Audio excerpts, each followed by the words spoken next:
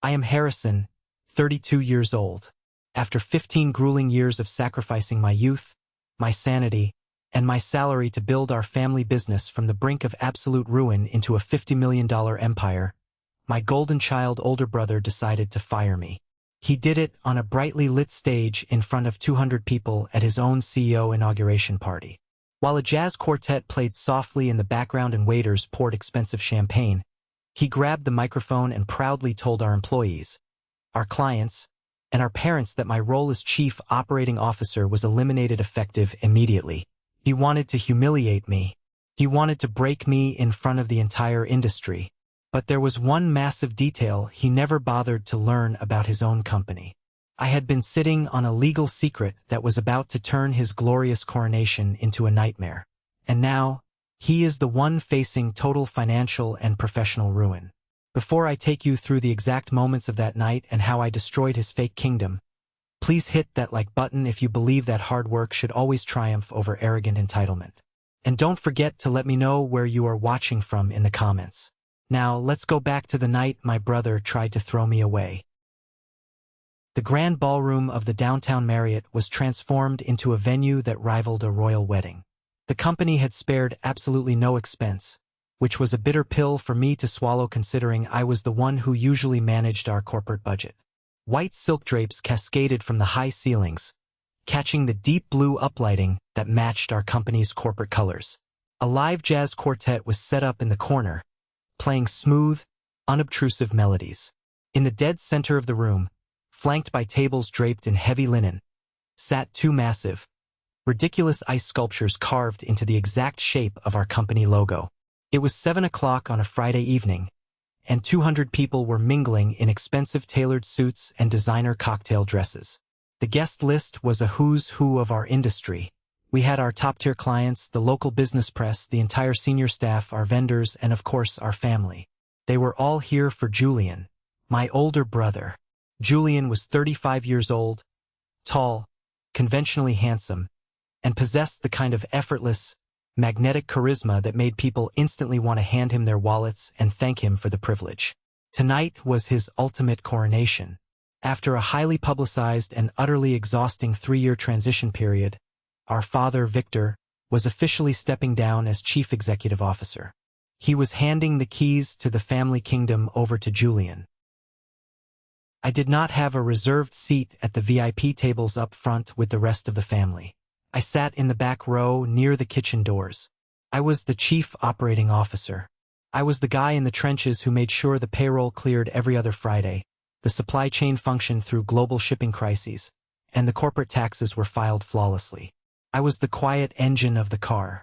Julian was the shiny, freshly waxed red paint job.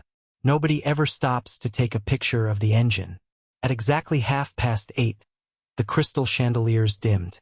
The ambient chatter of 200 people died down as a massive video montage began playing on 3 enormous projection screens positioned around the ballroom. It was a highly produced, wildly expensive, an incredibly fictionalized emotional journey of Julian's rise through the ranks of the family business. The video showed him shaking hands with politicians on pristine golf courses. It showed him cutting thick red ribbons at our new manufacturing facilities. It showed him laughing uproariously with our father over blueprints that Julian did not know how to read. The background music was soaring, cinematic, and designed to pull tears from the audience. I watched the entire 10-minute spectacle with a completely blank expression. In that entire video, there was not a single mention of operations, finance, or the $12 million I had personally saved the company from bleeding out over the last decade. There was not a single photograph of me. Then, the screens faded to black, and the spotlight snapped on, hitting the center of the stage. Julian stepped up to the podium. The crowd erupted into genuine, polite applause. He held the microphone with the relaxed ease of a late-night television host, flashing a brilliant smile that crinkled the corners of his eyes just the right amount. "Thank you all for being here tonight," Julian started, his voice resonating smoothly through the state-of-the-art sound system. "This is truly a dream come true. I have spent 15 years learning this incredible business from the absolute best. My father, our amazing clients, and this dedicated team. More applause washed over the room. He was incredibly good at this part. He had always been good at the performance. I watched our mother, Margaret, sitting at the front table. She was wiping a proud tear from her eye with a cloth napkin. Beside her, my father beamed with a kind of radiant pride he had never, not once in my entire life, directed toward me. Tonight, as I officially step into the role of CEO, Julian continued, his voice taking on a rehearsed cadence of leadership, I am committed to taking this company to heights we have never seen, to innovating, to growing, to building something even greater than what my father created. The crowd cheered. The employees clapped loudly, perhaps out of excitement, perhaps out of a desperate need to secure their jobs under the new regime. But then Julian's tone shifted. The manufactured warmth completely drained from his voice, replaced by a calculated, cold sternness. I saw Sylvia, his newly appointed strategic advisor, standing in the shadows near the edge of the stage. She gave him a tiny, barely perceptible nod. I knew right then, with absolute certainty, what was coming. But to do that, Julian said, scanning the sea of faces in the quiet room, I need to make some difficult decisions. I need a leadership team that is completely aligned with my vision for the future. A team that looks forward, not backward. We can no longer afford to be weighed down by outdated operational thinking. The ballroom grew uncomfortably quiet. The silence was so thick you could feel it pressing against your eardrums. You could hear the faint clinking of a single fork against a porcelain plate from the back of the room. Employees exchanged nervous, wide-eyed glances. Clara, our director of human resources who was sitting a few tables away from me, suddenly looked physically ill. So, effective immediately, I am restructuring the C-suite. Julian looked up. His eyes bypassed the wealthy clients and the senior managers. His gaze found me in the back row. The bright spotlight did not reach me, but his stare was like a laser cutting through the dark room. My brother has served as Chief Operating Officer for 10 years, and I am grateful for his contributions. Past tense. Contributions. He said the words like he was reading a script for a corporate hostage video. It was rehearsed, it was clean, and it was meant to be entirely final. But effective tonight, that role is being eliminated. Thank you for your service, Harrison. The silence that followed was absolute. It was deafening. You could literally hear the melting ice from the giant sculptures dripping into their metal catch basins. 200 heads turned simultaneously to look at me. The collective stare of the room was heavy. I saw pity in the eyes of the accounting team. I saw sheer shock from our vendors. I saw a few of Julian's loyal cronies, like Owen from the sales department, poorly hiding smirks behind their cocktail glasses. Julian stood on the stage, his chest puffed out slightly. He expected me to crumble. He expected me to lower my head, turn around, walk out the back double doors in utter shame, and disappear into the night so he could resume his glorious victory lap. He wanted to assert absolute dominance. He wanted to show every single client, competitor, and employee in that room that he was the alpha, the undisputed king, and that not even his own blood relative was safe from his wrath. I did not blink. I did not frown. I did not let a single ounce of emotion show on my face. I slowly pushed my chair back. The wooden legs scraped loudly against the carpet. I stood up. Every single eye in the ballroom tracked my movement. Up on the stage, Julian's grip on the microphone tightened. I could see his knuckles turn stark white under the harsh lights. His triumphant smile faltered just a fraction of an inch, the tension suddenly visible in the rigid line of his shoulders. I did not walk toward the exit. I stepped out from behind my table and began walking down the center aisle, directly toward the stage. Whispers broke out like a wildfire spreading across dry brush. The low murmur of 200 confused people filled the space. I said, "Effective tonight." Julian tried to speak into the microphone, his voice cracking slightly, betraying a sudden spike of panic. I completely ignored him. I walked right past the stage, not even granting him the dignity of a sideways glance. I walked straight to the VIP head table where my family sat. My mother looked terrified, her hands clasped tightly over her mouth, her eyes darting between me and Julian. My father sat completely rigid. His jaw clenched so hard a muscle twitched violently in his cheek. Next to them sat my Uncle Henry, our VP of real estate, who was watching me with narrow, incredibly calculating eyes. I placed my hands on the table and leaned down between my parents. I did not yell. I did not cause a scene for the audience. I spoke in a voice so calm, so quiet, and so cold that only the people at that specific table could hear it over the ambient noise of the room. Tell the board of directors there is an emergency meeting in exactly 3 hours. 10:30 p.m. Conference room at the main office. Mandatory attendance for all board members. My father's eyes went wide. I saw a flicker of raw, undisguised panic cross his aging face. My mother just looked deeply confused, shaking her head as if trying to physically dislodge the words I had just spoken. "What board meeting?" my mother whispered frantically. "Harrison, honey, what are you doing?" I did not answer her. I stood up straight, smoothed the front of my suit jacket, and finally turned to look at Julian. He was frozen on the stage. The microphone was hanging uselessly at his side. The triumphant, arrogant glow was entirely gone from his face, replaced by a mask of deep uncertainty. I raised my voice just enough to carry to the first few rows of tables. "Emergency board meeting. 10:30 tonight. You should probably try to be there, Julian." He tried to force a laugh, looking out at the crowd and shaking his head as if to say, "Look at my crazy, disgruntled brother." "What are you talking about, Harrison? I am the CEO. And the board oversees the CEO?" I replied, my voice steady, slicing through the tension in the room. "Company bylaws, page 47. See you at 10:30. I turned my back on him. I walked back up the center aisle, feeling the eyes of every single person burning into my back. I pushed through the heavy wooden double doors of the ballroom and walked out into the cool night air of the hotel lobby. Behind me, the room exploded into utter chaos. I could hear Julian trying to stammer his way back into his speech, someone frantically yelling at the audio tech to turn the jazz music back up, and a rising chorus of panicked voices. I handed my ticket to the valet, got into my car, gripped the leather steering wheel, and let out a long, slow breath. I had just dropped a nuclear bomb on my family's legacy. But as I pulled out of the parking lot and merged onto the highway, I didn't feel a single ounce of regret. I thought the worst was over. I thought this was just about keeping my job and putting an arrogant man in his place. I was so incredibly wrong.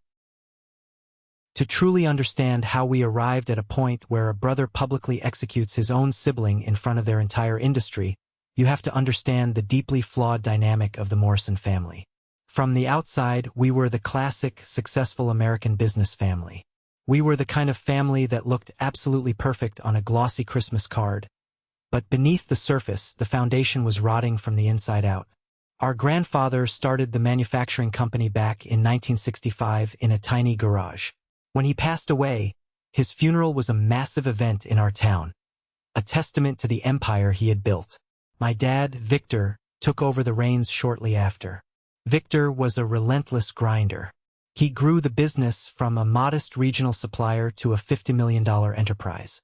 He was tough, old school, and operated on the belief that blood was thicker than water, but corporate profits were thicker than both.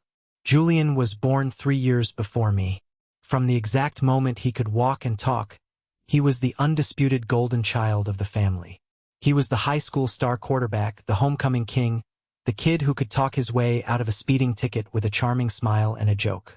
He was everything my father wanted in a son: loud, charismatic, and aggressively confident. When Julian completely blew his entire college fund partying at a massive state school, barely scraping by with a useless communications degree, my parents just laughed it off as a harmless phase. "He's just finding himself," my mother used to say over lavish Thanksgiving dinners, passing the turkey while Julian texted under the table, ignoring the family completely. Julian's 20s were a string of expensive disasters.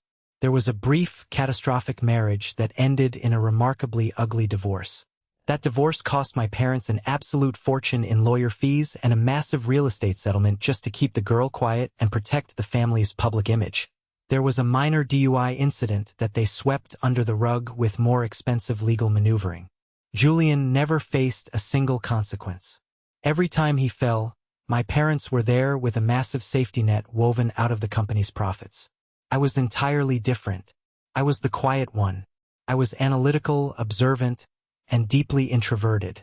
Because the remnants of the college fund had been drained by Julian's legal fees and his divorce settlement, I paid my own way through a local state university.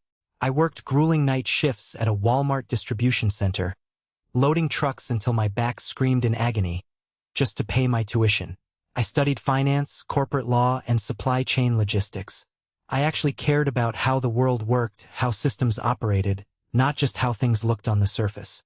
Julian joined the family business the moment he turned 22. Dad instantly made him an executive in the sales department. He was handed a luxury company car, a massive unlimited expense account, and the unearned title of vice president.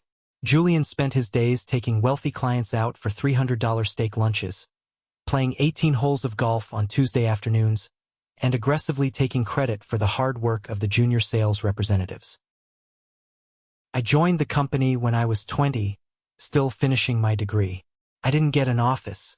I started in the dusty, unair-conditioned warehouse.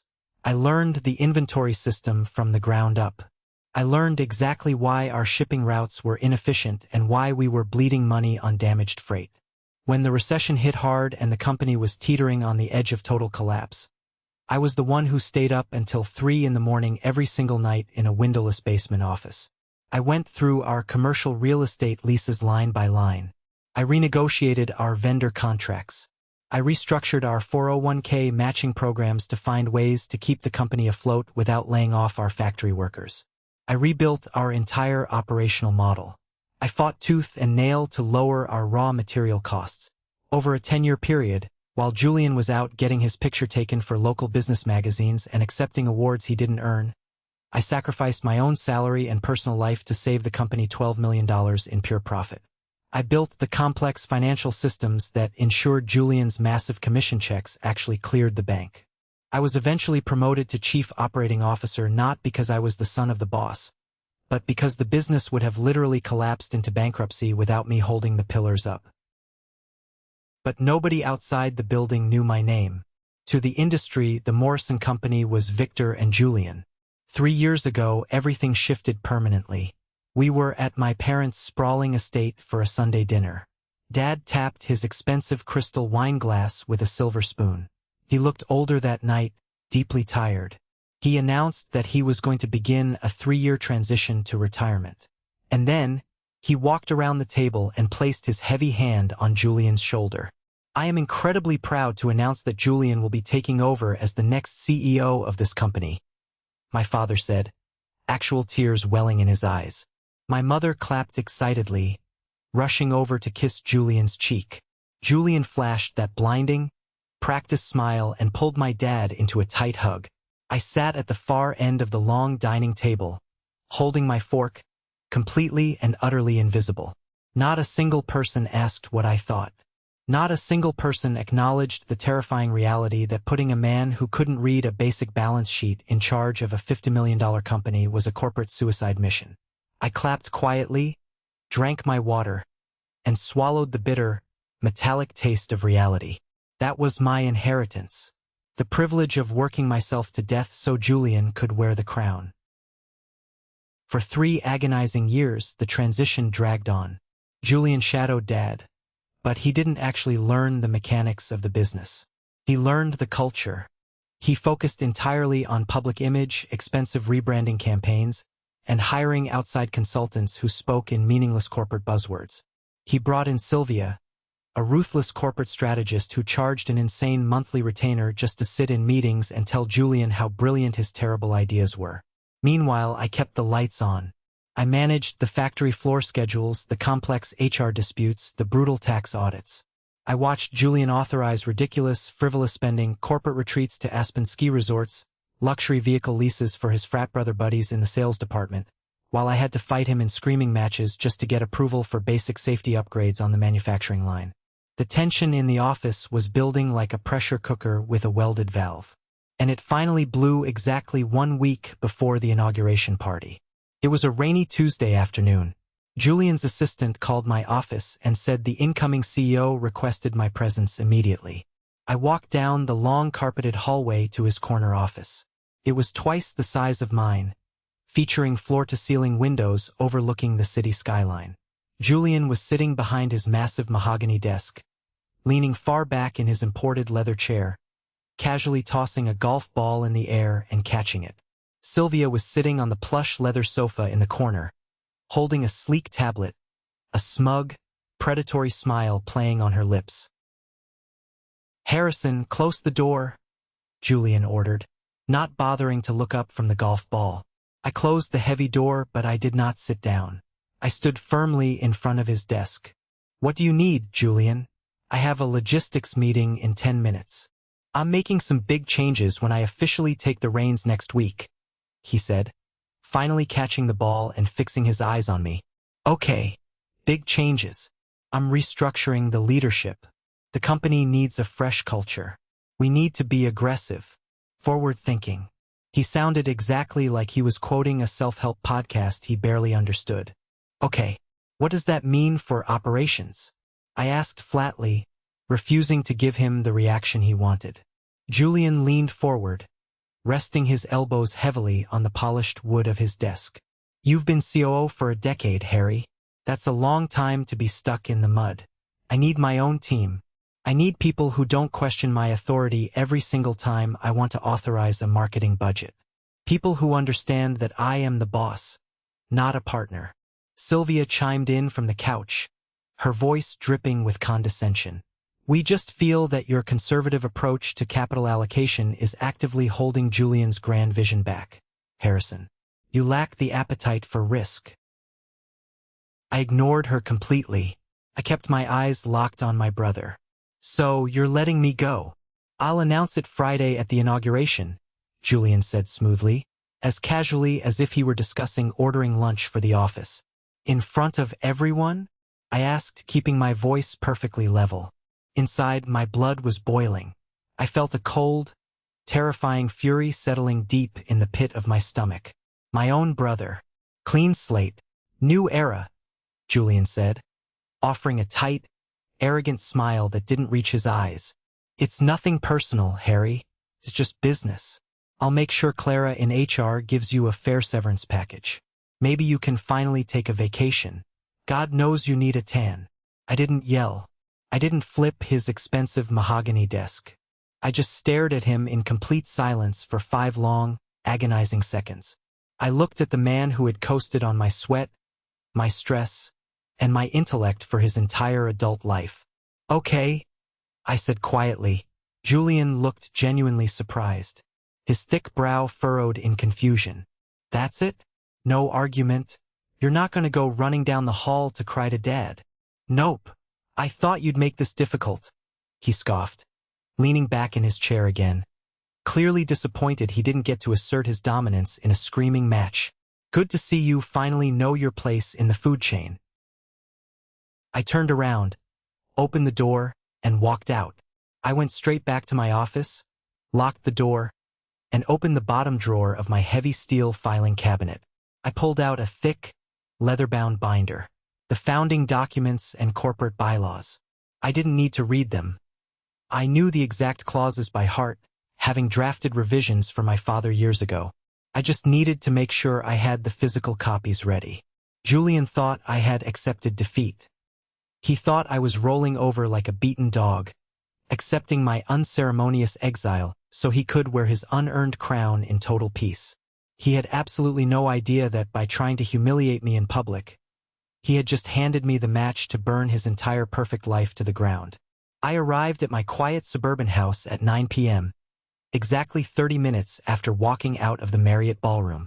The adrenaline was still humming violently in my veins, making my hands shake slightly, but my mind was completely, terrifyingly clear. I stripped off my suit jacket, forcefully loosened my tie, and went straight to the kitchen to brew a strong pot of black coffee. I needed to be sharp. My cell phone was vibrating so hard against the granite countertop it was practically dancing toward the edge. Dozens of text messages and missed calls were pouring in by the second. Clara, H. or Harry, oh my God, what just happened? Are you okay? Call me. Owen, sales dude, brutal public execution. Better pack your desk this weekend. Uncle Henry, answer your damn phone, Harrison. Are you serious about this meeting? Mom, please, Harrison, I am begging you. Don't ruin your brother's special night. Please just go home and go to sleep. We can talk tomorrow. I ignored all of them. I swiped the notifications away.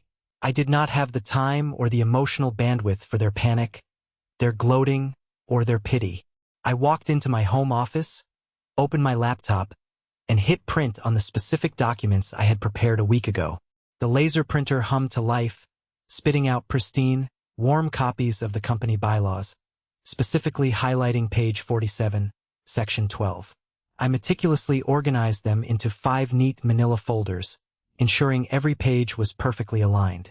At 10 p.m., I grabbed the stack of folders, got back into my car, and drove through the empty city streets toward the corporate headquarters.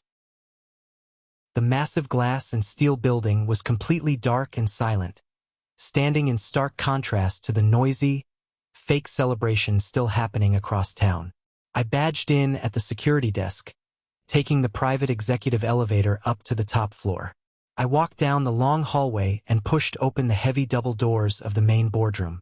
I flipped the switch and the harsh overhead fluorescent lights flickered to life. The room was sterile, cold, smelling faintly of lemongrass cleaner and stale coffee from a morning meeting. It was the absolute perfect place for a corporate execution. I walked around the massive polished oak table, placing a manila folder exactly in the center of the leather blotter at each of the 5 designated chairs. I took my seat at the far end of the table, poured myself a glass of ice water from the crystal pitcher, and waited in the silence. At 10:15 p.m., the heavy glass door swung open. Uncle Henry walked in first. Henry was Dad's younger brother, a sharp, no-nonsense guy who handled all our complex real estate acquisitions. He looked at me, let out a heavy, exhausted sigh, and tossed his car keys onto the table. "Is this really necessary tonight, Harrison?" Henry asked, rubbing his temples as if fighting off a massive migraine. "He's your brother. He was drunk on the attention and the champagne. Let him sleep it off and we can handle this quietly on Monday morning." "He fired me on a stage in front of 200 people, Henry," I said calmly, taking a sip of water, without checking if he legally possessed the authority to do so. "Yes, it's necessary. Take a seat." Henry didn't argue further. He knew my tone. He pulled out his chair and sat down, immediately opening the folder in front of him and putting on his reading glasses. At 10:20 p.m., Gregory and Felix arrived together. They were the 2 external, independent board members. Both were men in their late 60s, seasoned industry veterans who had made their personal fortunes decades ago. They were the ones who had watched me rebuild the company's fragile supply chain from scratch during the recession. They didn't care about family drama. They respected the numbers, and they knew I was the one who consistently delivered them. They nodded at me grimly, their faces unreadable, and took their respective seats. At 10:25 p.m., the door opened again. My mother walked in first, her face ashen, her expensive evening makeup slightly smudged under her eyes. She looked absolutely terrified, clutching her designer purse to her chest like a shield. Behind her was my father. Victor looked completely drained of life. The radiant pride from the inauguration video was entirely gone, replaced by a heavy, suffocating reality. He made brief eye contact with me for a fraction of a second before looking away in shame and taking his seat at the head of the table. It was exactly 10:30 p.m. when Julian burst through the door. He was breathing heavily, his custom inauguration suit rumpled, his silk tie loosened and hanging askew around his neck. His perfectly styled hair was messy. He looked exactly like a man who had just sprinted away from a burning building, only to realize he was still on fire. He stopped dead in his tracks, looking around the brightly lit room. He saw our parents looking at the table. He saw our uncle. He saw Gregory and Felix staring at him with cold professionalism. Finally, his frantic eyes landed on me. "What the hell is this?" Julian demanded, his voice echoing loudly in the quiet room. He pointed a shaking, accusing finger directly at me. "I am in the middle of the most important night of my entire life, trying to do damage control with our biggest clients because you decided to throw a jealous public tantrum." I did not flinch. I casually gestured to the only empty chair left at the table. "Board meeting. Have a seat, Julian. I don't understand what's happening." "I am the CEO," he shouted, slapping his hand hard against the wooden doorframe. "Sit down," my father commanded. His voice wasn't loud, but it carried a gravelly weight that made Julian instantly snap his mouth shut. Julian slowly walked over and dropped heavily into the empty chair, looking around the table like a trapped animal realizing the cage door had just locked. "Why are they all here?" Julian asked, gesturing wildly at Gregory and Felix. "I barely even know these guys." "They are the board of directors, Julian," I said, opening my own folder and smoothing the page. "I know what the board is, Harrison," Julian spat, his upper lip curling in disgust. "But why are you running the meeting? You aren't on the board. You're just a disgruntled ex-employee who couldn't handle being let go." "Actually, Julian," I said, folding my hands neatly on the table and leaning forward, "I am on the board. I have been for 8 years. Julian blinked. He physically recoiled, pressing himself into the back of his chair, looking as if I had just reached across the table and slapped him across the face. He turned to our father, his eyes wide with profound betrayal. "What, Dad? What is he talking about?" My father did not look at Julian. He stared down at his own hands resting on the table. "He has been a full board member since 2016, Julian. Right after he restructured our corporate finances and saved the commercial real estate portfolio from default."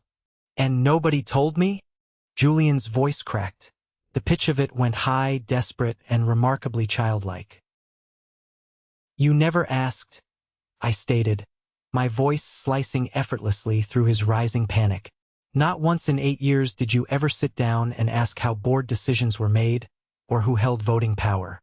You never wondered why major expenditures were miraculously delayed until a Tuesday morning after we met in this very room. You just assumed the grand title of CEO gave you absolute, dictatorial power over everything and everyone. It doesn't." Julian's face went through a rapid, fascinating series of emotions. Absolute confusion, profound disbelief, pure white-hot rage, and finally, settling on a desperate, defensive arrogance. "Fine," Julian sneered, crossing his arms defensively over his chest. "You're on the board. Congratulations, Harry. You kept a secret. What is this emergency meeting about?" "Because I have a party full of people to get back to." I looked down at the notes in front of me. "This emergency meeting has been called to formally address the CEO's decision tonight to terminate the Chief Operating Officer without prior board approval." "I don't need board approval to fire an insubordinate employee," Julian yelled, slamming his fist onto the table so hard the water pitcher rattled. "Actually, you do," I replied smoothly. I slid the highlighted document across the polished wood toward him. "Company Bylaws, page 47, section 12. All executive leadership changes at the C-suite level require a majority board vote. It is legally binding. You cannot fire me, Julian. You literally lack the power to do so." Julian snatched the paper up. His eyes darted rapidly back and forth as he read the dense legal jargon. I watched in deep satisfaction as the blood drained entirely from his face, leaving him pale and sweating. This is insane," he stammered, dropping the paper. "You're going to block me from running my own company?" "It is not your company, Julian. But we will get to that later," I said coldly. I looked around the table, making eye contact with everyone. "Is there a motion on the floor?" Silence hung heavy in the room. Gregory cleared his throat. "I motion to vote on the termination of the Chief Operating Officer," Uncle Henry said quietly, staring at his folder. "Seconded," Felix added without hesitation. "The motion is on the floor," I announced, seamlessly acting as the de facto chairman. All in favor of terminating Harrison Morrison. Effective immediately? Julian desperately threw his hand in the air. He looked around the table, his eyes wide, frantic, and begging. He looked at Henry. Henry looked away, studying the wall. He looked at Gregory and Felix. They stared back at him with blank, unforgiving expressions. Finally, he looked down the table at our father. "Dad," Julian pleaded, his voice breaking completely. "Dad, come on. I'm the CEO. I need my own team. You promised me this.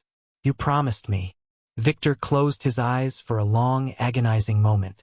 The silence was brutal. Then he opened his eyes. He did not raise his hand. "All opposed?" I asked, my voice ringing out clearly. I raised my hand high. Uncle Henry raised his. Gregory and Felix raised theirs in unison. My mother, crying silently and shaking her head, raised a trembling hand. And finally, slowly, as if his arm weighed 1,000 pounds, my father raised his hand.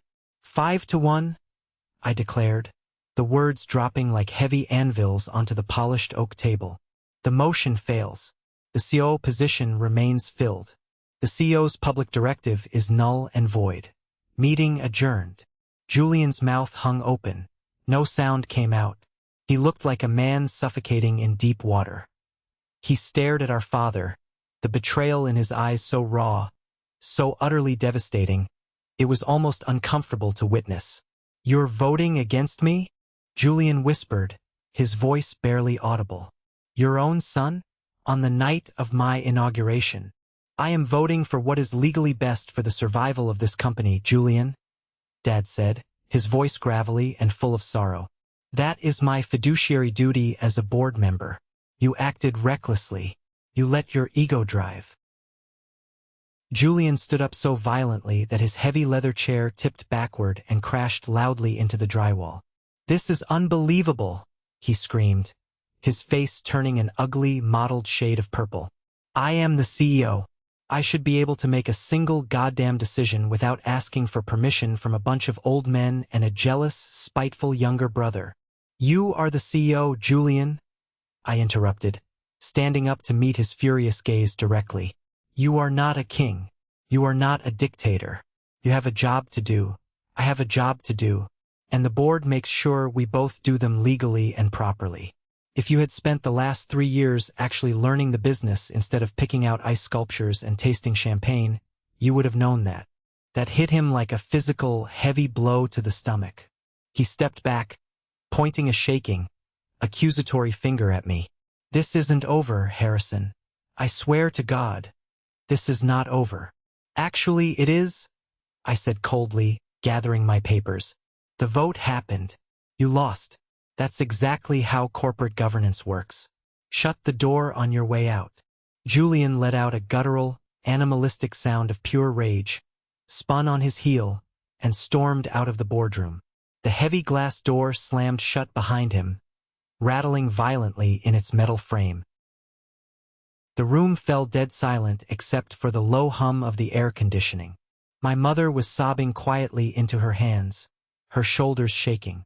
Uncle Henry finally let out a long, slow breath, removed his reading glasses, and looked down the table at me.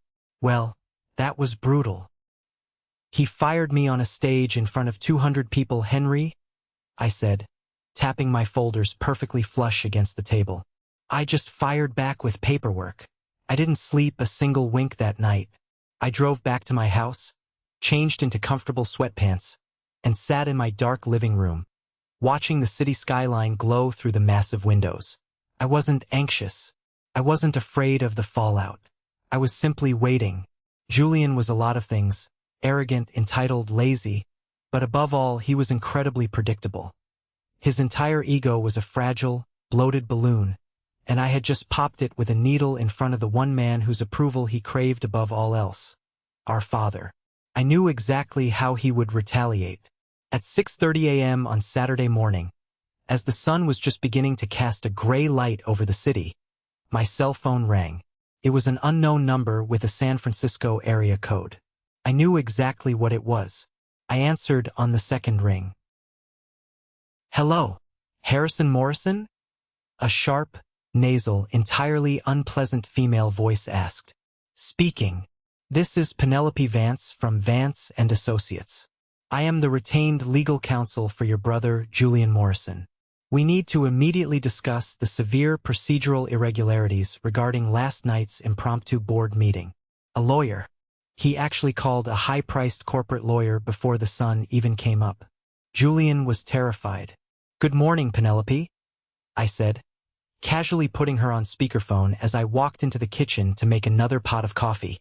"There is absolutely nothing to discuss. A formal vote was held. It is legally binding. It's done. My client believes he was coerced, and that the meeting severely lacked proper documented notice under state corporate law." Penelope fired back, slipping effortlessly into her aggressive, billing-by-the-minute lawyer persona. "We are preparing to file an immediate injunction against the board's decision. We will tie this up in a lawsuit for years if we have to. Penelope, let me save you some expensive billable hours," I said, pouring water into the coffee maker and listening to it brew. The meeting was called under the strict emergency provision of the bylaws, Section 4, Paragraph 2. All active board members were present. A legal quorum was definitively established. The vote was recorded and witnessed by 2 independent directors. Your client lost fair and square. Tell him to read page 47, and tell him to stop hiding behind expensive lawyers when he throws a temper tantrum because he didn't get his way. Have a wonderful weekend. I hung up the phone and immediately blocked the San Francisco number. Less than 30 seconds later, my phone lit up with a call directly from Julian. I answered it, putting him on speakerphone too. "You can't do this to me," Julian screamed into the receiver. His voice was hoarse. He sounded completely unhinged, like he had spent the entire night pacing a hole into his expensive hardwood floors. "Good morning to you too, Mr. CEO," I replied calmly, leaning against the kitchen counter. "I hired a lawyer, Harry, the best in the state. She says I have grounds to challenge that absolute bullshit meeting. I'll drag you into court. I'll sue you for tortious interference with my contract. She is billing you $600 an hour to tell you exactly what you want to hear, Julian," I said, my voice steady and completely devoid of sympathy. "You don't have legal grounds for a lawsuit. You have a bruised ego because you finally realized you aren't the king of the castle. I am the CEO of a $50 million company," he roared, the phone crackling with the volume of his voice. "Then start acting like it." I snapped back, my patience finally wearing paper thin. "Read the damn bylaws. Learn how the actual business operates. Learn what a balance sheet looks like. Show up to board meetings prepared instead of whining like a spoiled child that you didn't get your way." "Board meetings I wasn't even aware of," he yelled back, his voice thick with desperation. "Because you all kept it a massive secret from me. You never asked," I retorted fiercely. "Not once in 8 long years did you sit down and ask Dad how the real decisions were made. Because you were too busy taking clients to luxury boxes at football games and taking credit for my profit margins to care. You just assumed the title gave you a crown. It didn't." There was a long, heavy silence on his end of the line. I could hear his ragged, uneven breathing. "How long?" Julian finally asked, his voice dropping low, sounding dangerous and deeply bitter. "How long have you been laughing behind my back?" "I was never laughing, Julian. I was working." He hung up. I drank my coffee in complete silence. The house was quiet, but I knew with absolute certainty that it was just the calm before the hurricane. Julian wasn't going to accept defeat. He couldn't. His entire identity was wrapped up in being the winner, the favorite, the man in charge. At exactly 10 a.m., my phone buzzed with an automated calendar invite. Subject: Emergency Shareholder Meeting. Time: today, 2 p.m. Location: Main Conference Room. Organizer: Julian Morrison. I stared at the glowing screen. A shareholder meeting. That was a completely different beast than a board meeting. Board members vote one person, one vote. Shareholder meetings are weighted purely by the percentage of equity you legally own in the company. I immediately called my father. He answered on the very first ring. He sounded ancient, exhausted beyond measure. "Did you approve this calendar invite?" I asked him without preamble. "No." Victor sighed heavily into the phone. "Your brother sent it out through his new lawyer. He is officially demanding a shareholder meeting to address his grievances and attempt to restructure the board's authority." "There are no legal grounds for a grievance, Dad." "I know," Dad said slowly, "but he is legally within his rights to call a shareholder meeting if he gives proper notice. He thinks he can rally the shareholders to override the board's vote and have you removed." I thought about it for a second, my mind racing through the corporate structure. "Dad, who exactly are the shareholders? I know the board structure perfectly, but we've never held a formal shareholder meeting. Not in the entire 15 years I've worked here. It's a private family company." Dad was quiet for a long, heavy moment. All I could hear was the faint, rhythmic sound of a grandfather clock ticking in the background of his home office. "Come to the house," he finally said, his voice laced with a deep, unresolved sorrow. "1 p.m. Before this meeting happens, there is something you need to see. Something I should have shown you a long, long time ago regarding your inheritance in this company." I hung up the phone, a cold, hard knot forming in the pit of my stomach. I realized right then that the true battle hadn't even started yet. Julian was walking into an absolute bloodbath this afternoon, and he was completely, tragically blindfolded. I pulled my car into the winding, perfectly manicured circular driveway of my parents' sprawling estate at exactly 1 o'clock in the afternoon. The neighborhood was quiet, the kind of quiet that only comes with old money and massive property lines. This was the house my grandfather had purchased decades ago, the house my father had expanded, and the house Julian had always assumed he would one day inherit without lifting a single finger. The contrast between my reliable, unassuming sedan and the massive stone pillars of the front porch was not lost on me. I parked, walked up the wide stone steps, and rang the heavy brass doorbell. My mother, Margaret, answered the door almost immediately. She looked like she had aged 10 years overnight. She was wearing a simple, gray cashmere sweater, and her eyes were red, swollen, and puffy from hours of crying. She did not say a word at first.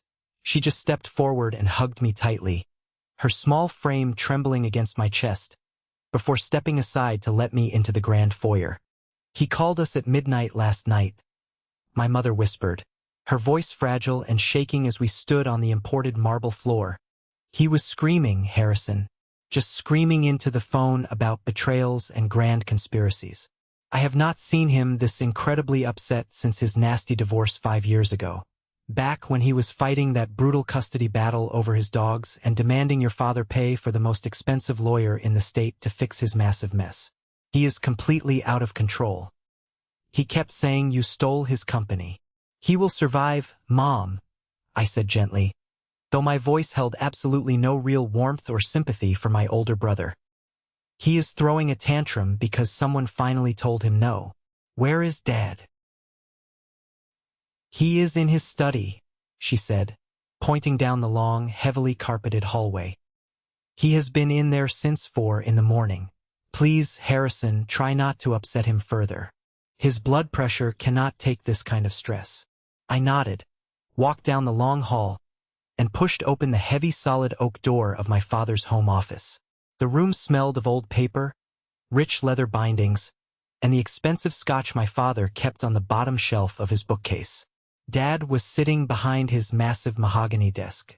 The surface, usually perfectly organized, was entirely covered in dense legal documents, heavy manila folders, and stacks of stock certificates. He had his reading glasses pushed up on his forehead and was rubbing his tired eyes with the heels of his hands. "Sit down, Harrison," my father said. He did not look up right away. He just kept staring at a specific piece of paper in front of him. I took a seat in one of the dark green wingback chairs opposite his desk. The silence in the room was heavy, thick with decades of unspoken family tension and corporate secrets. My father finally sighed. It was a deep, rattling sound that seemed to come from the very bottom of his lungs. He reached across the wide desk and slid a thick, dark blue legal folder toward me. This is the official corporate share distribution, Harrison, my father said, his voice grave. This is the actual, legally binding ownership of the entire company, including the commercial real estate holdings, the manufacturing assets, the patents, and the liquid capital. I opened the heavy blue folder. The first page was a brightly colored pie chart, followed by dozens of pages of notarized legal transfers and state filings. I looked at the numbers on the summary page. My eyes scanned the columns. I felt my stomach physically drop, a wave of profound, disorienting shock washing over me. Victor Morrison, my father, held 40% of the company. Margaret Morrison, my mother, held 20%. Harrison Morrison, myself, held 25%. Henry Morrison, my uncle, held 10%. And then there was Julian. Julian Morrison, the golden child, the newly crowned chief executive officer, the man who had tried to publicly destroy my life the night before. Julian held exactly 5%. I stared at the paper. I read it again, and then a third time, absolutely certain that I was misinterpreting the complex legal jargon or reading a typo. I own 25% of this company? I asked, my voice barely above a hoarse whisper. Dad nodded slowly, his tired eyes finally meeting mine. Yes, you do. And Julian only owns 5%. Yes, that is correct. How? I asked, completely bewildered, leaning forward in my chair. When did this happen? We never talked about this. I thought my inheritance was just going to be a standard 50-50 split of whatever was left when you passed away. I thought I was just an employee. It happened gradually, my father explained, leaning back in his heavy leather chair and crossing his arms. Over the last 10 years, every single time you hit a major milestone for this company, I transferred equity. When you worked 80-hour weeks to restructure the failing corporate finances in 2014, I moved 3% into your name. When you landed the massive Meridian manufacturing contract that saved us from going under, I moved another 4%. When you single-handedly saved the commercial real estate portfolio from defaulting during the market downturn, I moved 5%. It was the only way I could legally and morally justify your meager salary, while Julian was out there blowing through a massive corporate expense account and demanding bonuses for sales he barely contributed to. Does Julian know this? I asked, my mind racing through the implications. Does he know I own 5 times more of the company than he does? I told him 3 years ago, Dad said, his face hardening into a look of deep disappointment. The night I announced him as the incoming CEO. We were in this very room. I handed him his 5% share certificate in a leather binder. He looked at it, smiled, said, "That's great, Dad," and immediately changed the subject to ask about his new luxury car lease and his country club membership. He never asked about the remaining 95% of the company. I honestly don't think he processed what equity actually meant. He thought being named CEO meant total, undisputed ownership. He thought a fancy title on a business card meant ultimate power. You and I both know the vital difference between a title and actual equity. I looked down at the numbers again. My brother, the golden child, the man who had just tried to publicly execute my career on a stage in front of 200 people, owned a measly 5% of a $50 million company. He owned less than our uncle. He owned less than a quarter of what I owned.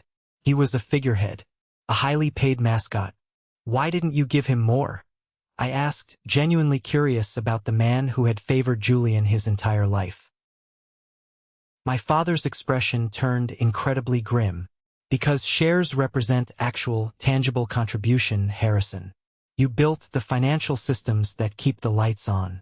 You rebuilt the operations from the ground up. You saved this company $12 million in overhead over the last decade. Julian landed some flashy clients and gave good speeches at charity dinners.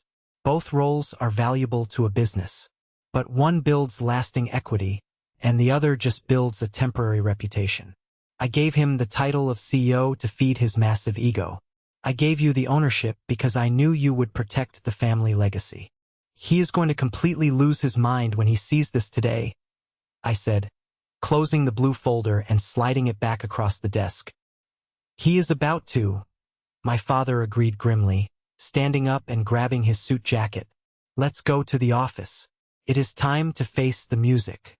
At exactly 2 o'clock in the afternoon, the emergency shareholder meeting commenced in the main conference room at the corporate headquarters. It was a much larger room than the boardroom we had used the night before. It featured massive floor-to-ceiling windows overlooking the busy manufacturing floor below, where dozens of workers in hard hats were moving pallets of inventory. Julian was already sitting at the absolute head of the long mahogany table. He looked smug, entirely confident, having traded his rumpled inauguration suit for a sharp, aggressive navy pinstripe suit and a red power tie. Sitting right next to him was his new lawyer, Penelope Vance. She was a woman in her late 50s, wearing an incredibly expensive designer suit, her silver hair pulled back into a severe, tight bun. She had a thick leather briefcase resting on the table, practically vibrating with the promise of a brutal, expensive lawsuit. My mother and father sat on one side of the table. Uncle Henry sat on the other, looking like he would rather be getting a root canal. I took my seat at the far end of the table, directly opposite Julian. Nobody else was in the room. Just the 5 legal shareholders and one highly overpaid corporate lawyer. Julian did not even wait for everyone to settle into their chairs or pour a glass of water. He started speaking immediately, his voice dripping with intense condescension and unearned authority. "I have called this emergency meeting today because last night's impromptu board meeting was an absolute mockery of corporate governance," Julian stated loudly, folding his hands on the table and glaring down at me. "As the chief executive officer of this company, I have a strict fiduciary duty to ensure this business is not being held hostage by disgruntled, rogue board members who are upset about losing their jobs." "Point of order," Dad interrupted, his deep voice cutting through Julian's rehearsed speech like a serrated knife. "Before we address any formal grievances or listen to your complaints, Julian, we need to officially establish the voting power for this specific meeting. Penelope, as a corporate lawyer, you are well aware that shareholder meetings are fundamentally different from board meetings." Penelope narrowed her sharp eyes but gave a tight, professional nod. "That is legally correct, Mr. Morrison. In a shareholder meeting, votes are not one person, one vote. They are weighted strictly by the verified ownership percentage of each individual present." "Fine. Whatever," Julian scoffed, waving his hand dismissively in the air. "Let's just vote on restructuring the board authority, so I can finally officially fire my insubordinate brother and get back to running my company." Dad reached into his leather briefcase. He pulled out 5 pristine copies of the blue folder we had reviewed at the house. He slid one down the center of the polished table toward Julian and handed the others to Henry, Mom, and me. "What is this?" Julian asked, frowning deeply as he picked up the folder. "The official, legally binding, state-registered share distribution of Morrison Manufacturing," Dad said simply, crossing his arms over his chest. "Read it carefully." Julian opened the folder with an exaggerated sigh, clearly annoyed by the interruption to his grand performance. He flipped past the title page and looked directly at the pie chart and the bolded numbers beneath it. I watched him incredibly closely. It was exactly like watching a slow-motion car crash on a highway. First, his face went completely pale, the color draining from his cheeks so fast he looked physically ill.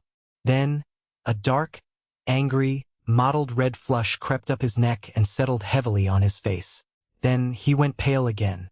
His eyes darted frantically across the page, seeking a mistake, a typo, a misprinted decimal point, anything to disprove the horrifying reality he was currently looking at. "This," Julian stammered, his confident, arrogant facade shattering instantly into a million pieces. "This document says I only own 5% of the company." "That is legally correct," Dad said, his voice completely flat. 5%, Julian repeated, his voice jumping an entire octave, sounding breathless and desperate. "Yes," Dad confirmed again. "And he," Julian said, pointing a shaking, accusatory finger straight down the length of the table at me, "owns 25%? "Yes," Julian stood up so fast and so violently that his heavy leather executive chair rolled backward and slammed hard into the drywall, leaving a noticeable dent. How is that even mathematically possible? I am the CEO. I am the face of this entire brand. I am the one taking the clients out to dinner. I distributed the equity shares over the last decade based on actual, tangible contribution to the company's net financial value. Dad explained, his voice entirely devoid of emotion. It was not a popularity contest, Julian. It was business. I have been here for 15 years. Julian screamed, slamming both of his hands flat onto the polished table. In sales, in client relations, I brought in the accounts. I shook the hands. I built the relationships. Those are important roles, yes? Dad countered smoothly. But you did not restructure the corporate finances during the 2008 recession when we were days away from bankruptcy. You did not rebuild the entire supply chain operations from scratch. You did not save us $12 million in overhead costs. Harrison did. And he did it while sitting in a windowless office and taking a fraction of your inflated salary. Penelope, sensing her client was rapidly losing his mind and destroying their legal position, cleared her throat loudly. Mr. Morrison, perhaps we should take a brief recess to discuss the implications of— Shut up, Penelope! Julian roared, turning on his own lawyer. He was shaking violently from head to toe. He looked back at our father with an expression of pure, unadulterated hatred. You gave him 5 times what you gave me. I am your firstborn son. I am the one supposed to carry this family legacy. I gave you the shiny title of CEO. I gave him the actual equity, Dad said, refusing to back down an inch. They are entirely different forms of compensation, Julian. I'm your son, Julian yelled again, his voice cracking with a terrifying mixture of blistering rage and genuine, deep heartbreak. So is he, Dad replied softly. That simple, 3-word sentence landed in the quiet conference room like a physical slap across the face. Julian actually staggered backward a step, clutching his chest as if he had been shot. My mother finally spoke up, her voice trembling violently with tears. Julian, sweetheart, please try to understand. We didn't do this to hurt you or punish you. We did this to protect the company. You gave him the company. Julian's voice broke completely, tears of pure frustration welling in his eyes. You made me the CEO, you let me stand on a stage last night and take all the pictures, but you gave him the actual legal ownership. You set me up to be a clown. 25% isn't majority ownership, Julian, I said calmly, finally breaking my silence and leaning forward into the light. Julian spun toward me, his eyes wide and completely wild. Don't you dare sit there and act reasonable right now, Harrison. You stole this from me. You manipulated Dad while I was out there building the brand. I am simply stating mathematical and legal facts, I said, my voice as cold as ice. Dad owns 40%. He has majority control of all decisions. I have the second largest stake. You have the absolute smallest. Because while you were taking clients to exclusive country clubs on the company credit card and billing us for expensive wine, I was in the basement rebuilding the financial systems that actually paid for those golf games. I earned my shares. Every single percentage point. Julian turned frantically to his lawyer, desperate for a lifeline. Penelope, can I challenge this? Is this legal? Can we file a lawsuit to freeze his shares or investigate the transfers? Penelope looked deeply uncomfortable. She closed her expensive leather briefcase with a sharp, definitive click. If the shares were transferred legally with proper notarized documentation over a period of years, and filed with the State Commerce Department, as these documents clearly suggest, no, there are absolutely no grounds for a lawsuit regarding the equity distribution. The transfers are ironclad. Every single transfer was meticulously documented, legally filed, and is completely bulletproof, Dad confirmed, staring Julian down. Julian slowly sank back into his chair.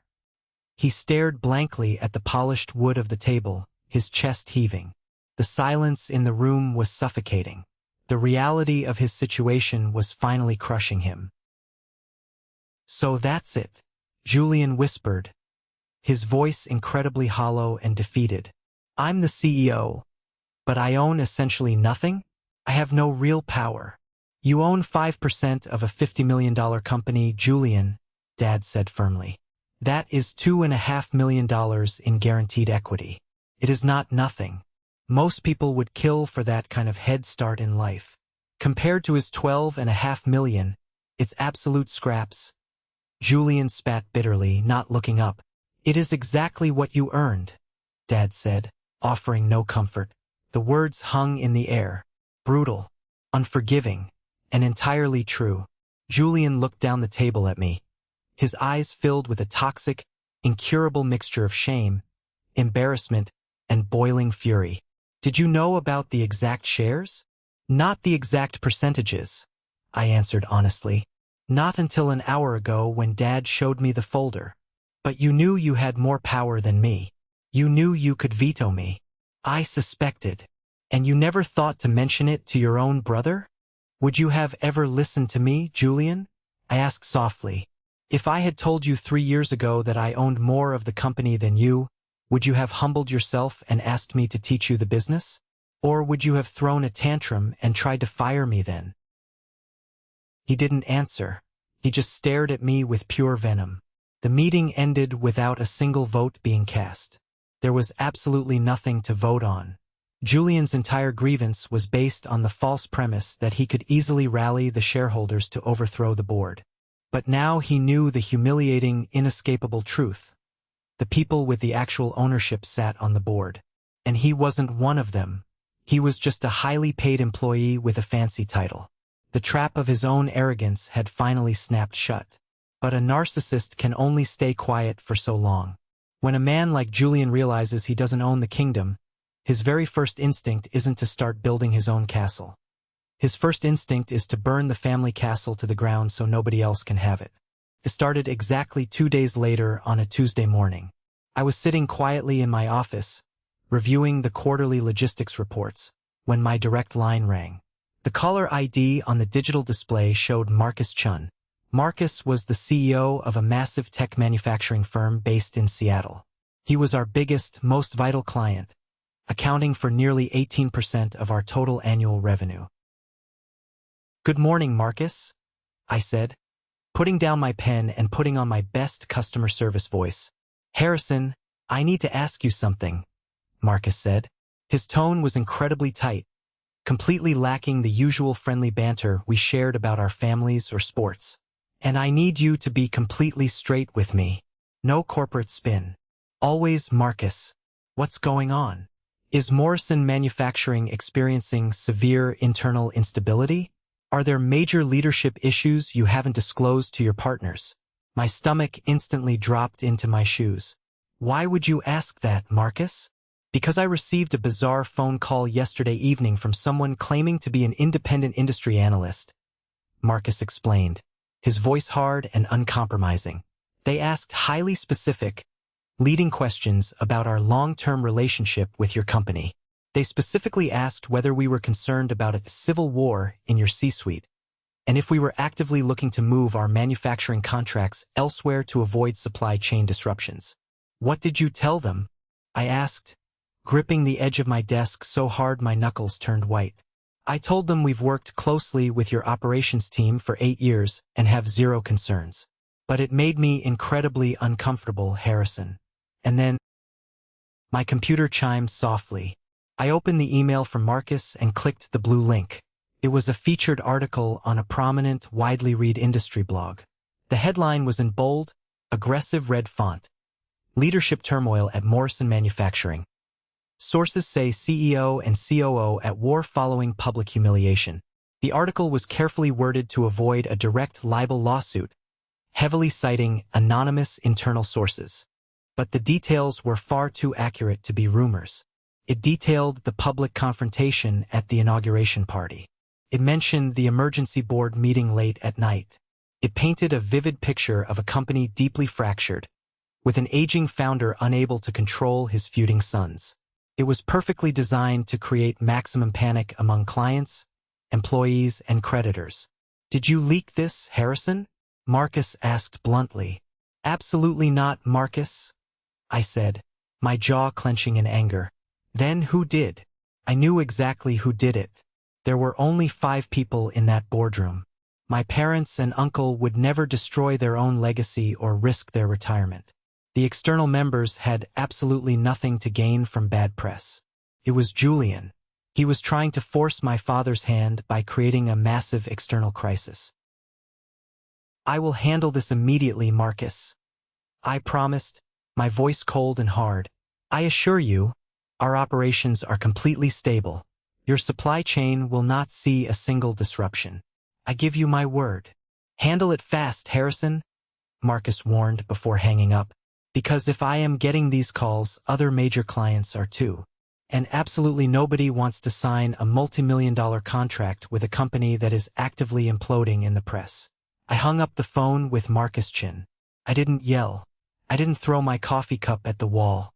I simply hit print on the blog article, stood up, walked down the long executive hallway, and walked straight into my father's office without knocking. I dropped the piece of paper directly onto the center of his desk.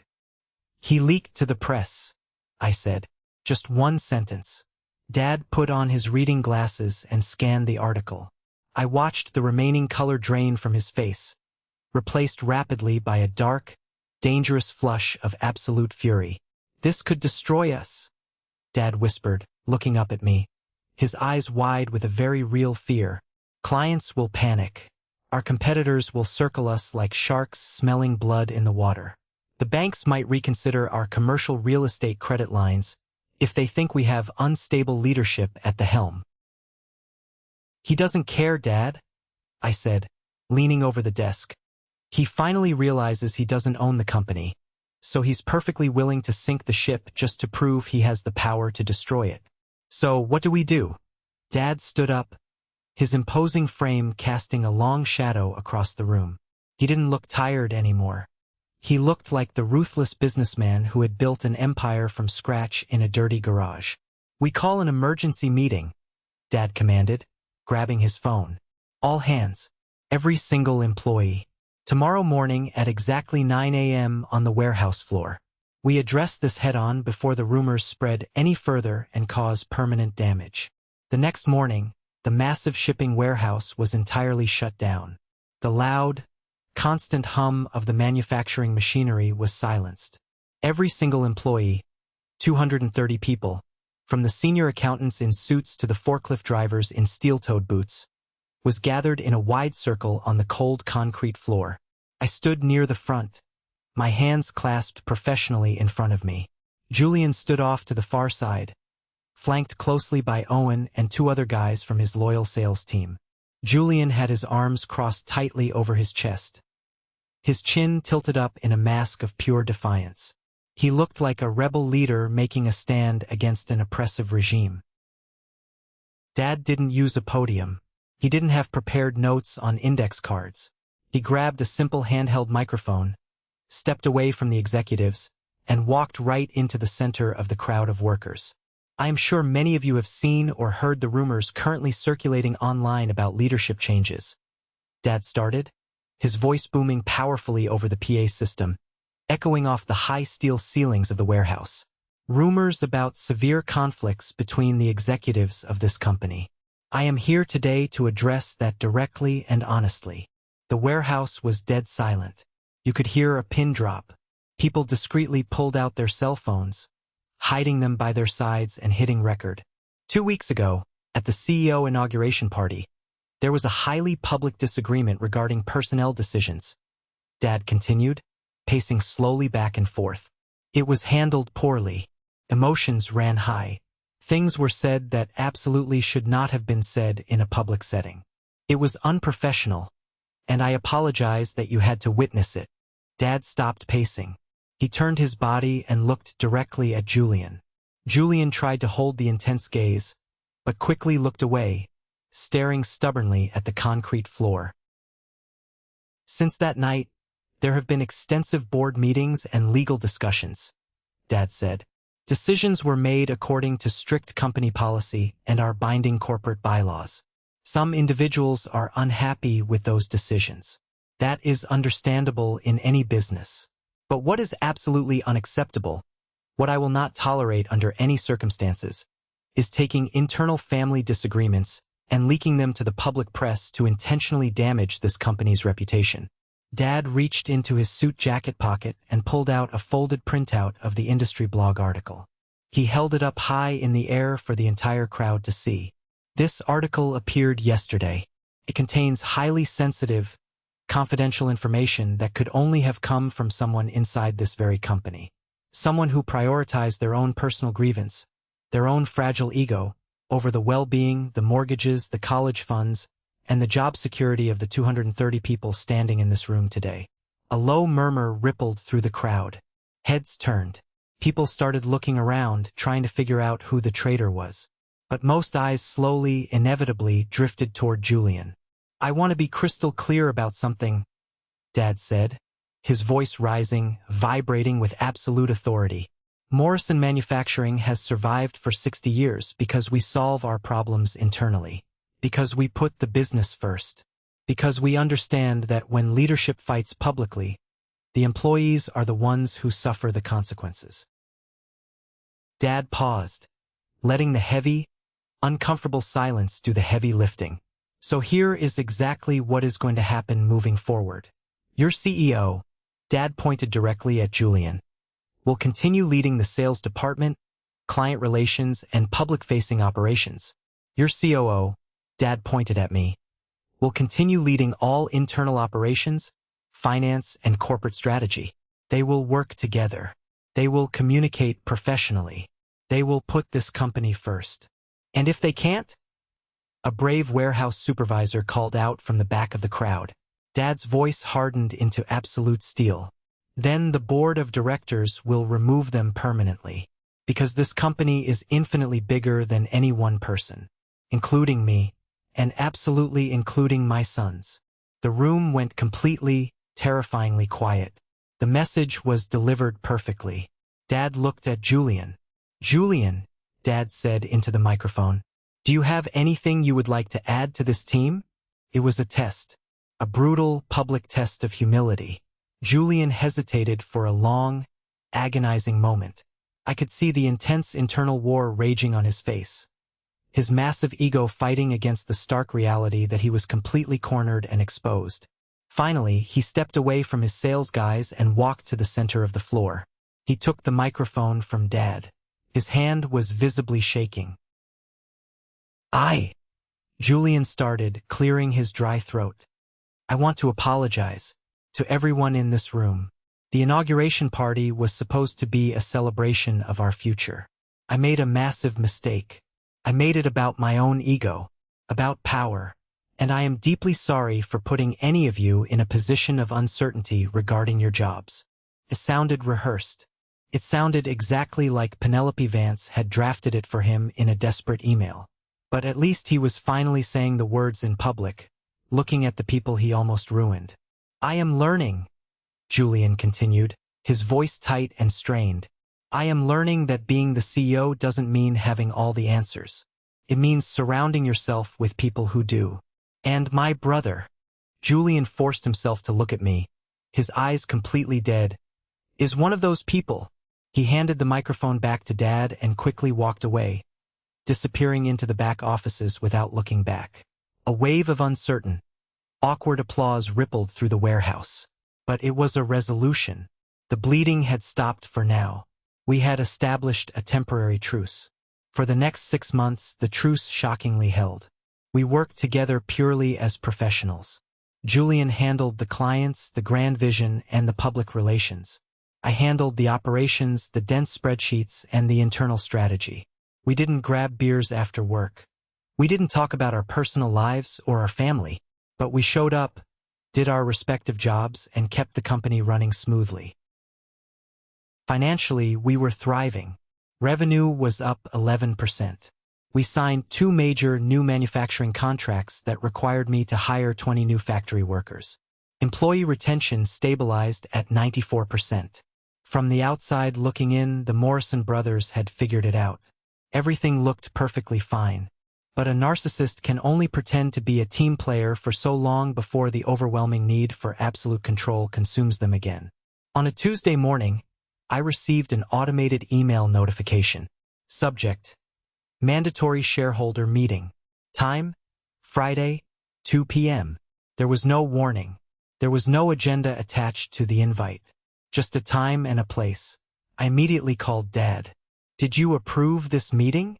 "No," Dad said, his voice heavy with a familiar, exhausting dread. "But he is legally within his rights to call a routine shareholder meeting.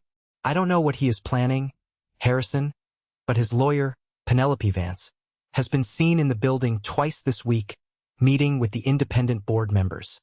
Friday at 2 p.m., we gathered in the same main conference room, the same 5 shareholders.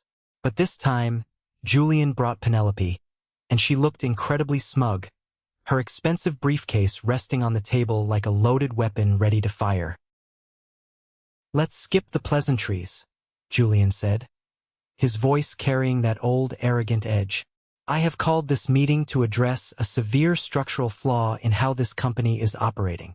Penelope stood up, smoothing her designer skirt. "My client, the acting CEO, believes there has been a systematic overreach of authority by the current board of directors.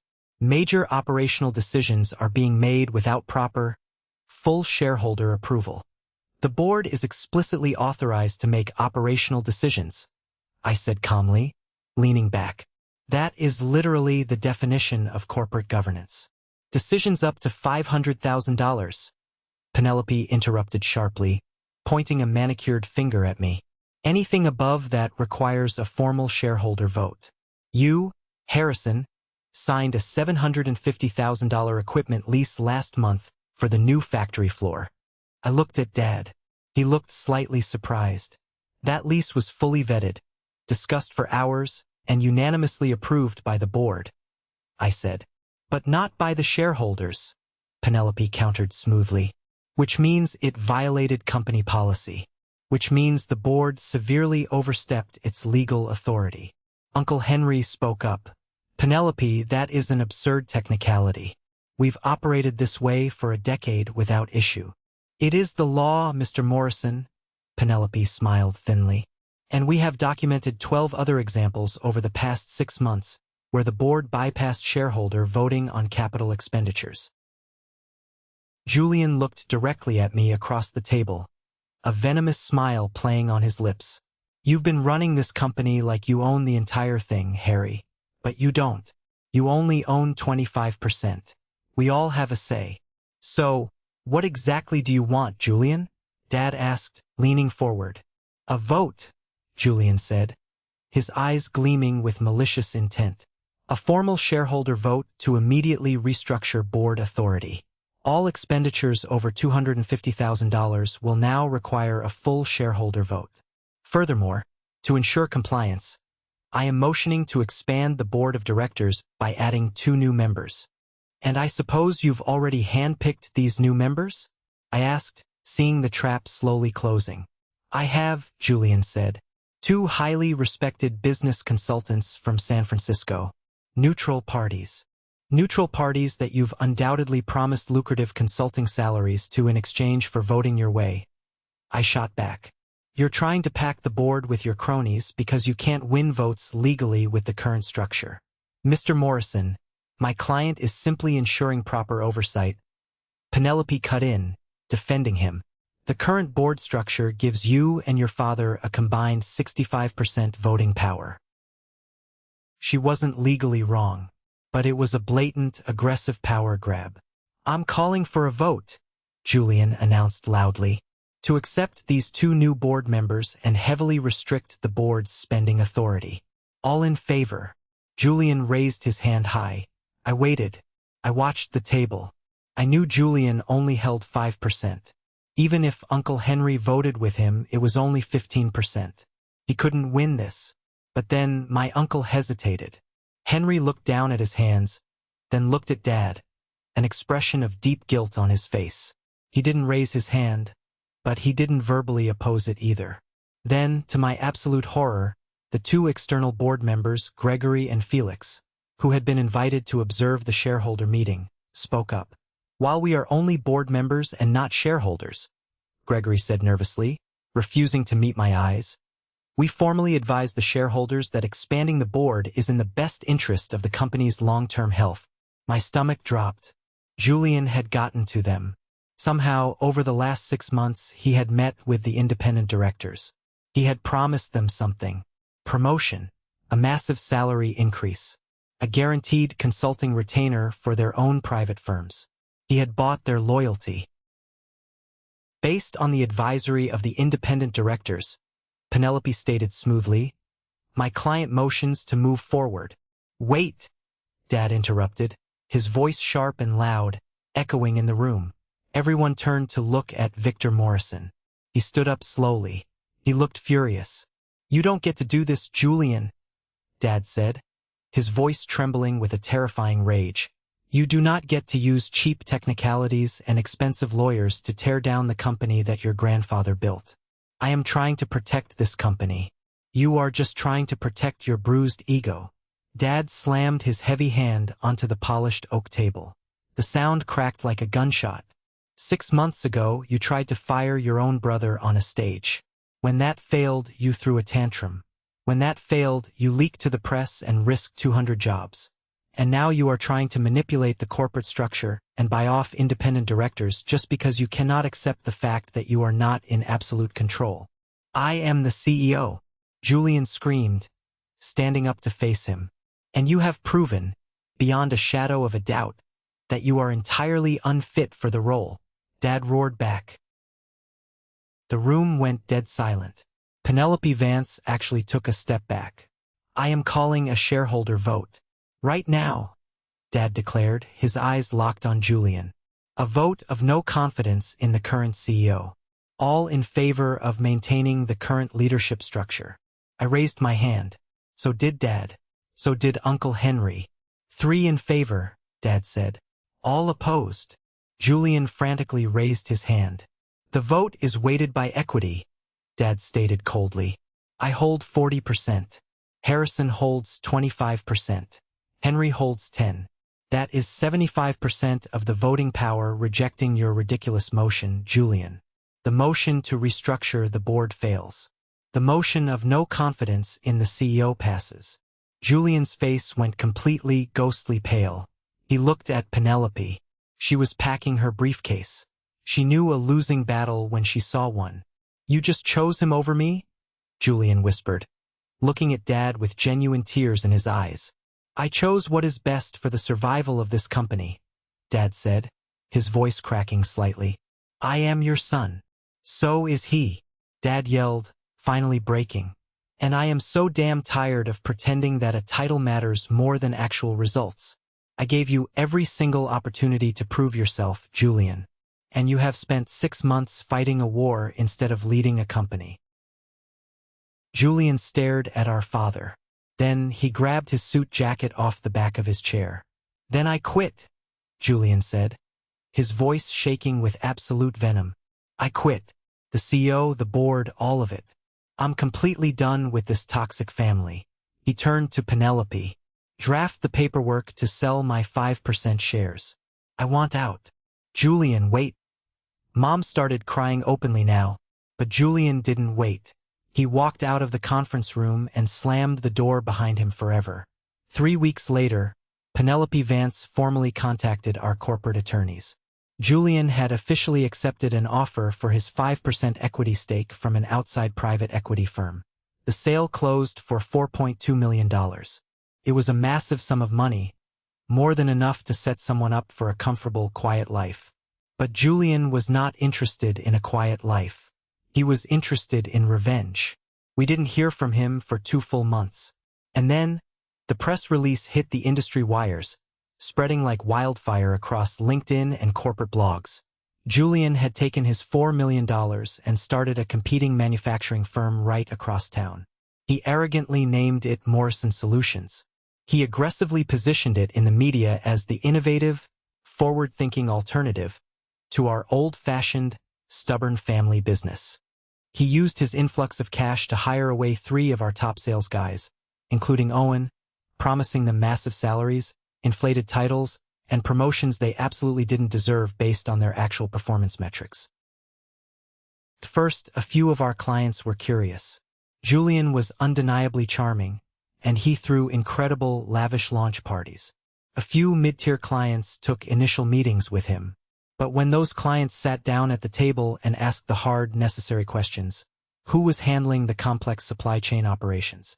Who built the financial delivery systems to ensure timely shipping? Who was actually going to guarantee the manufacturing results? Julian had absolutely no good answers, because the quiet engine of the car was still sitting at my desk, running the real Morrison manufacturing.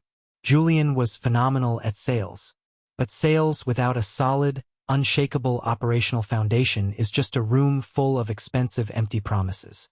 By month 6, Morrison Solutions had landed exactly 2 small, low-tier contracts. In that same time frame, we had landed 8 major ones, expanding our footprint into 3 new states. By month 9, the reality of running a business started to crush Julian.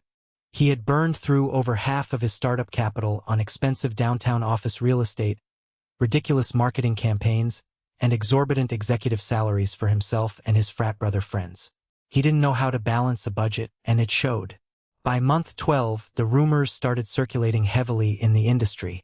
Julian was quietly, desperately reaching out to former colleagues, asking about collaboration opportunities or potential mergers to save his sinking ship. He even sent me a long, rambling email asking if we could grab coffee and discuss synergy and putting the past behind us. I never responded. I simply deleted the email. I had finally learned how to establish a hard boundary to protect my own peace and the security of my company. 2 years have passed since that explosive night in the boardroom. I am sitting in my father's old corner office right now, looking out over the city skyline. Victor finally retired for real this time. He stepped down peacefully, and the board unanimously voted to make me the official chief executive officer of Morrison Manufacturing. It was the title I never once asked for, but the title I had spent 15 grueling years earning with my blood, sweat, and tears. Julian's company, Morrison Solutions, officially filed for Chapter 11 bankruptcy last month. The assets were rapidly liquidated and sold off for pennies on the dollar to pay off massive corporate debts and impending lawsuits from angry vendors who had not been paid in months. Julian lost everything: the $4 million, his reputation in the industry, and the loyalty of the friends he had bought. He recently took a mid-level sales management job with a competitor in another state, completely starting over from scratch. We haven't spoken a single word to each other since the moment he stormed out of the shareholder meeting and sold his shares. My mother sends me brief updates occasionally. She says he is doing okay. He's working a normal 40-hour schedule, paying his rent, and living a quiet, unassuming life. He's learned some much-needed humility, she tells me over the phone, though I can always hear the lingering sadness in her voice. Maybe he has, maybe he hasn't. It is no longer my responsibility to fix his mistakes or carry his weight. The company under my leadership is doing better than ever before in its 60-year history. Revenue is up an astonishing 43% since I took over the CEO role. Our employee retention rate is at 97%, because people respect a leader who actually understands the work they do. We just won 3 major industry awards for operational excellence. But I honestly don't think about the awards or the money very much. What I think about, especially when the office gets quiet late at night, is that fateful evening when my brother tried to publicly fire me in front of 200 people.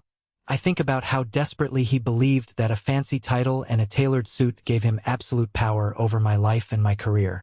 I think about how he had to learn the hardest lesson of all. True power is never given. True power is built. It is built one late night at a time, one complex spreadsheet at a time, one difficult operational decision at a time. Julian just wanted to run the company so he could wear the crown and take the credit. I just wanted to build something strong enough that it would last forever, something that could provide for the families of the people who worked for us. Turns out, only one of those things actually matters in the real world. You cannot demand respect just because you share a last name or because your parents favored you. You have to earn it in the trenches. Thank you so much for listening to my story. It took a lot of courage to finally sit down and share the harsh reality of what goes on behind the closed doors of a family business. It taught me the absolute most valuable lesson of my life. Never let anyone, not even your own blood relatives, diminish the value of your hard work just to feed their own fragile ego. Establish your boundaries, know your worth, and never be afraid to stand up to a bully, even if that bully is sitting across the Thanksgiving table from you. Have you ever faced something similar with your own family? Have you ever had to draw a hard line to protect your own sanity, your career, and your success? Share your story in the comments below. I read every single one of them. And please, don't forget to like and subscribe so you don't miss the next journey. Until next time, stay strong and know your worth.